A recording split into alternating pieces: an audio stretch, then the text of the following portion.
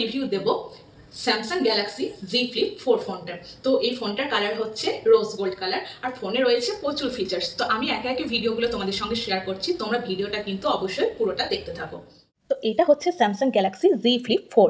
ফোনটা ভীষণ সুন্দর, আর কালারটা হচ্ছে রোজ গোল্ড কালার, দেখতেই পাচ্ছ এটা হচ্ছে রোজ গোল্ড কালার। আর এই যে বর্ডারটা দেখছো, এটা হচ্ছে পুরোটা কিন্তু সিলভার কালারের। আর ফোনটা ভীষণ স্লিম, ভীষণ সুন্দর দেখতে। তো এই ফোনটার যেসব ফিচার্সগুলো রয়েছে আমি তোমাদের সঙ্গে একটু শেয়ার করছি। তো এখানে আমার রয়েছে একটা মিনি স্ক্রিন, যেখান থেকে তুমি সমস্ত অ্যাপ তুমি চালাতে পারো। অ্যাপ ছাড়াও কিন্তু এখানে ডেট বলো, ডেট দেখায়। তো এই দেখো, এটা তুমি স্ক্রিনে এইভাবে করতে পারো। তো এইভাবে ডেট টাইমগুলোকে সেট করতে পারো। পাচ্ছ ফোনটা, এটা কিন্তু মেটাল ফ্রেম, পুরোটা মেটাল ফ্রেম আর ম্যাগনেটিক, ঠিক আছে। এটা তুমি যে কোনো জায়গায় তুমি এটা ইজিলি কিন্তু ক্যারি করতে পারো, যেহেতু একদম ছোট্ট। তো এটা তুমি যে কোনো জায়গায় ক্যারি করতে পারো। আর এই মিনি স্ক্রিনটা দেওয়াতে কিন্তু ভীষণ সুবিধা হয়েছে। এটাতে অ্যাপ আমি যে কোনো আমি চালাতে পারি। অ্যাপ ছাড়াও ওয়াইফাই তোমাদেরকে দেখাই।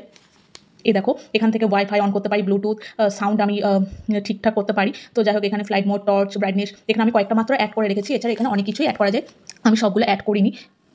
তো আমার কাছে সেটা ভীষণ সুন্দর লেগেছে। আমার ল্যাপটপের প্রয়োজন হবে না, তুমি এইভাবেই ফোনটাকে জাস্ট ওপেন করে তুমি এখানে একটা ট্র্যাকপ্যাড যেহেতু পেয়ে যাচ্ছ, তো তুমি এখান থেকে কিন্তু পুরো ল্যাপটপের কাজগুলো করতে পারো।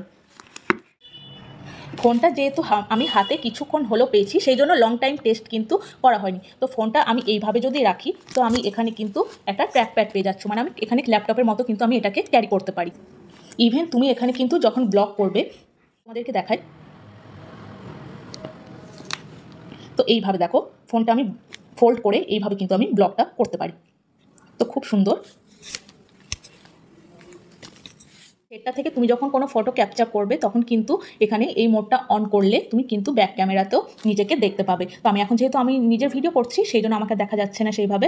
তো এখানে কি হয়, তুমি নিজেকে সেইভাবে কিন্তু রেডি করে নিতে পারবে। তো আমি এখানে যার ফটো তুলবো, সেটা কিন্তু এই ব্যাক ক্যামেরা যেটা আছে এখানেও কিন্তু দেখিয়ে দেবে। তো তুমি সেইভাবে নিজেকে রেডি করে নিতে পারো। এই ফিচার্সটা আমার ভীষণ ভালো লেগেছে। আমি তোমাদেরকে ফ্লিপ মোডটা দেখাই, আর এই ফ্লিপ মোডটা জাস্ট ভীষণ স্যাটিসফাইং। দেখো, মানে কোনো রকম কোনো কষ্ট নেই, ইজিলি এটা ওপেন করা যায়। তো ফ্লিপ মোডটা আমার কাছে ভীষণ স্যাটিসফাইং লেগেছে।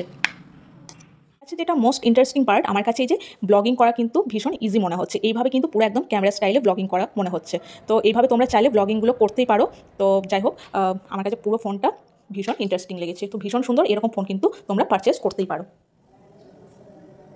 এখানে দিয়েছে একটা সিসি চার্জার। পুরো ফোনটা মেটাল ফ্রেম করাতে আমার ভীষণ ভালো লেগেছে। সো এটা ছিল আমার ছোট্ট একটা ব্লগ। আর সবশেষে একটা কথা বলি, আমি এই গিফটটা পেয়েছিলাম আমার অ্যানিভার্সারি গিফট হিসেবে। তো ঠিক আছে, চলো আজকের জন্য টাটা, দেখা হবে নেক্সট ব্লগে।